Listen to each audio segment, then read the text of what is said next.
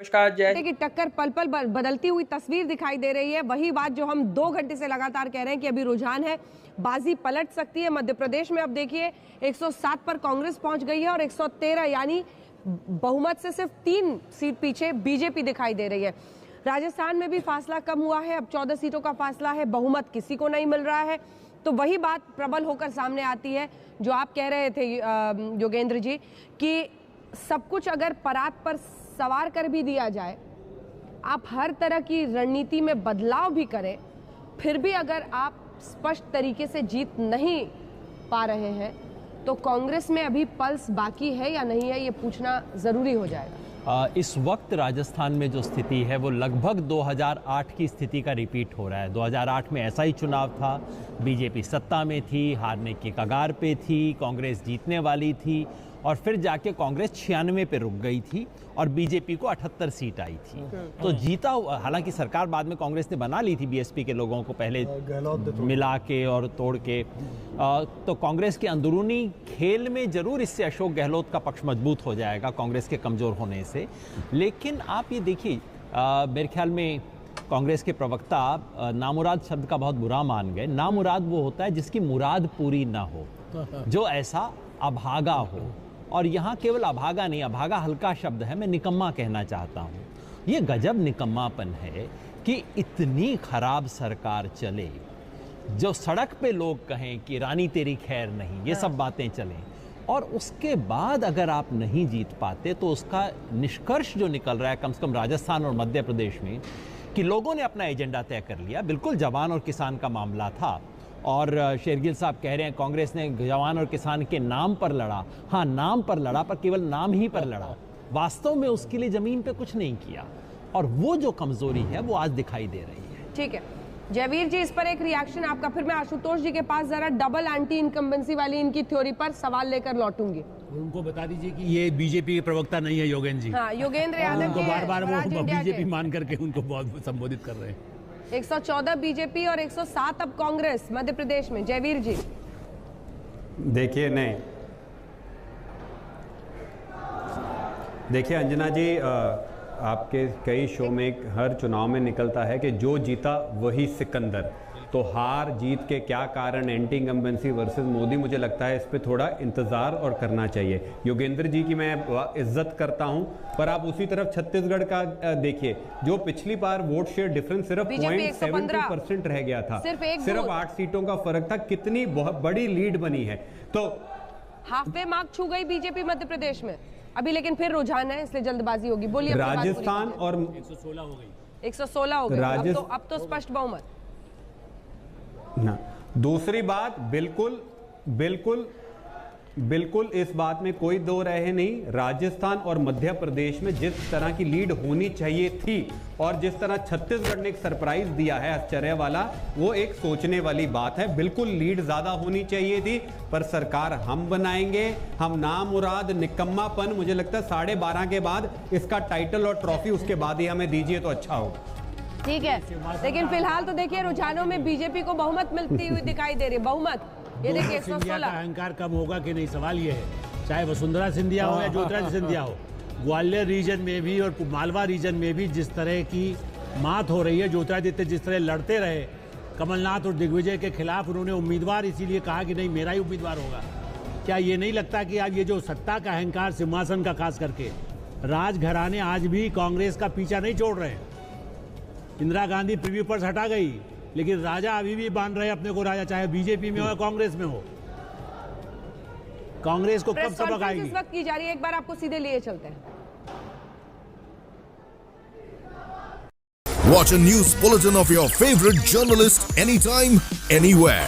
Now experience more lighter and faster. India Today mobile app from India's #1 news video publisher. खबरों का बाहुबली है आज तक, देश का नंबर 1 है आज तक। तो कम से कम मध्य प्रदेश में तस्वीर पल पल बदल रही है, क्षण क्षण कहिए, क्योंकि 116 कुछ ही देर पहले भारतीय जनता पार्टी के बाद 114 पे स्लिप कर गए हैं, 107 यहाँ पर है। पल पल तस्वीर बदल रही है, चाहे वो मध्य प्रदेश हो चाहे वो राजस्थान हो। डबल एंटी इनकम्बेंसी थ्योरी को अब वापस लिफाफे में डालने का वक्त आ गया क्या आशुतोष जी? देखिए, मुझे लगता है पहली बात जो मैंने सुबह से एक बात कह रहा हूँ कि पहली बात, आप किसी नतीजे में फिलहाल जंप मत करिए। एक चीज जो इन नतीजों से सामने आ रही है वो ये कि तीनों राज्यों के अंदर कांग्रेस पार्टी गेन कर रही है वोट परसेंटेज के हिसाब से, और ऐसा लगता है कि भारतीय जनता पार्टी वहां लूज कर रही है, जबकि तीनों राज्यों के अंदर जो भारतीय जनता पार्टी और कांग्रेस के बीच, छत्तीसगढ़ अगर छोड़ दे तो गैप वोट परसेंटेज का काफी ज्यादा था।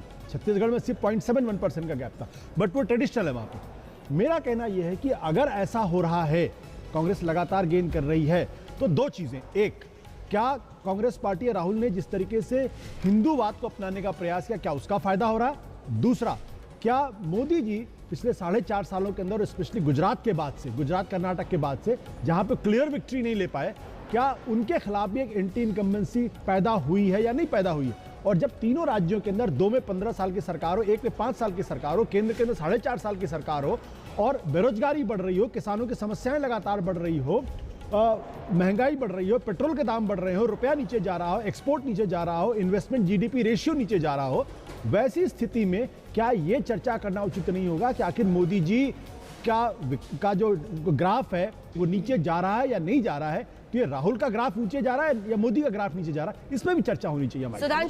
सुधांशु जी देखिए अंजना जी, ऐसा है कि छत्तीसगढ़ के परिणाम हमारे लिए बिल्कुल प्रतिकूल दिखाई पड़ रहे हैं, परंतु जैसा आप देख रही हैं कि अभी मध्य प्रदेश में हमें अंतिम परिणाम आने की प्रतीक्षा करनी चाहिए। हाँ। अभी फिलहाल हम रुझान में थोड़ा आगे दिख रहे हैं, और महत्वपूर्ण बात यह है कि 15 वर्ष पूरा करने के बाद यदि चौथे टर्म के लिए कोई पार्टी सत्ता में दोबारा आने की स्थिति में दिख रही है, तो देश की आज़ादी के पहले 30 साल छोड़ दीजिए जब एक ही पार्टी हुआ करती थी कांग्रेस, उसके बाद सिर्फ गुजरात और पश्चिम बंगाल ही वो 2 उदाहरण हैं जहां 3 बार से ज़्यादा किसी ने सरकार बनाने की स्थिति बनाई है। अब जहां तक राजस्थान की बात है, तो मैं सिर्फ ये कहना चाहूँगा कि जब राजस्थान के चुनाव पूर्व सर्वेक्षण शुरू हुए थे तो 20 या 25 सीटें आकी जा रही थी भारतीय जनता पार्टी को। कांग्रेस को लैंडस्लाइड विक्ट्री 150 सीटों की बात करते थे, कांग्रेस के नेता 160-165 की बात करते थे, उसके मुकाबले वो आंकड़ा बहुत परिवर्तित होता हुआ दिखाई पड़ रहा है। और मेरा मानना है कि हमें राजस्थान में भी प्रतीक्षा करनी चाहिए। अंतिम समय आने पर तब समझ में आएगा कि कौन सरकार बनाने के आसपास पहुंच पा रहा है और कौन नहीं पहुंच पा रहा है। बट सुधांशु जी, मेरा आपसे सवाल यह है कि जब आप हरियाणा में आपने जीत हासिल की, झारखंड में जीत हासिल की, जम्मू में जीत हासिल की, महाराष्ट्र के अंदर जीत हासिल की, तब आपने ये नहीं कहा कि वहां कांग्रेस के खिलाफ एंटी इनकम्बेंसी है, क्योंकि महाराष्ट्र के अंदर 15 साल एंटी इनकम्बेंसी थी, असम के अंदर 15 साल एंटी इनकम्बेंसी थी। तब आपने कहा कि मोदी जी के नेतृत्व, पराक्रम और अमित शाह जी का जो चतुराई है उसका फायदा आपको मिला।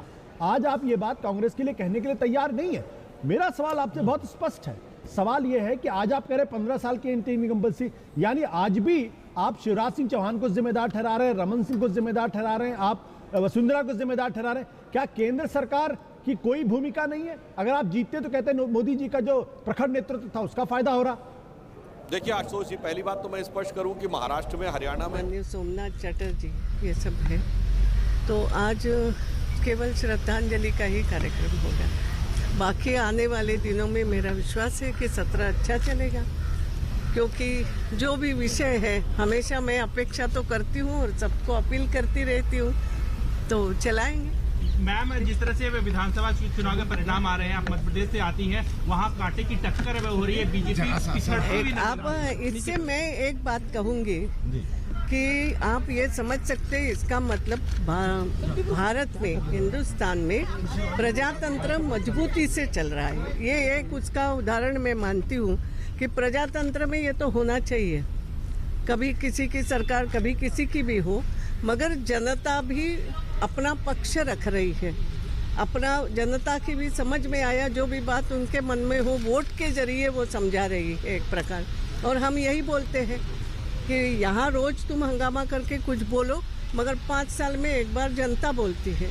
तो मैं मानती हूँ कि ये प्रजातंत्र का एक अच्छा उदाहरण है कि हिंदुस्तान में प्रजातंत्र मजबूत है आज भी।